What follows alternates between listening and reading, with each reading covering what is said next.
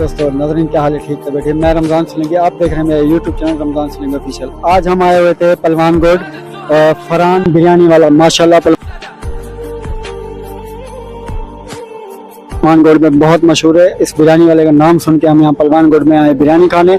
तो यहाँ हमें हमारा दोस्त जो सिंधी सखावत में अपना इसने यूट्यूब चैनल बनाया हुआ है सिंध के नाम से, तो ये हमें मिला है। इस भाई ने हमारी अच्छी खिदमत की है, तो बहुत अच्छा लगा, हमें बहुत प्यार दिया इस भाई ने। हमने और वीडियो भी बनाई इस भाई के साथ और बहुत अच्छा लगा है।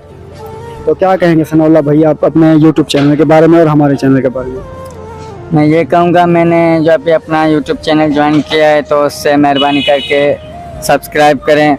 और बड़ी गुजारिश मेरी ये है कि जो हमारे भाई रमज़ान भाई जो हमें रेस्पॉन्स देता है, जब भी इसके पास जाते हैं बहुत अच्छा रेस्पॉन्स रेस्पेक्ट देता है।